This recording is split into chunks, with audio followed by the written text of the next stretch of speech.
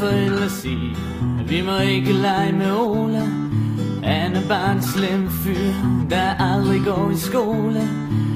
Det er det samme, alle vores forældre siger. Ikke lege med Ole, tænker kun på druk og piger.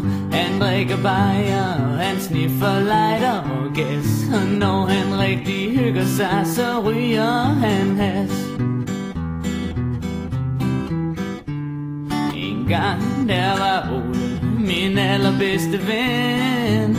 Nu må jeg aldrig lege med ham igen, for min mor, hun synes bestemt han var en bisse, da hun hørte hans ordsprog: ingen fest uden fisse.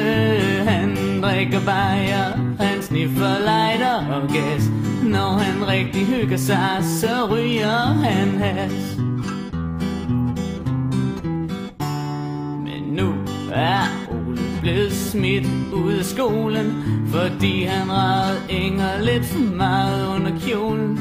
Så nu er det ikke sjovt at gå der mere, men han kommer nok igen, når vi rykker op i fjerde. Han drikker bajer, han sniffer lighter og gas. Og når han rigtig hygger sig, så ryger han has. Men en gang imellem sker at vi sniger os over til Ole, når vores forældre tror vi er taget i skole.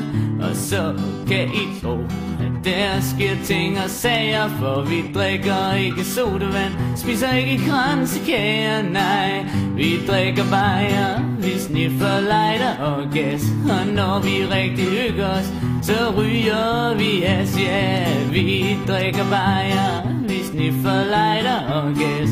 Når vi rigtig hygger os, så ryger vi has.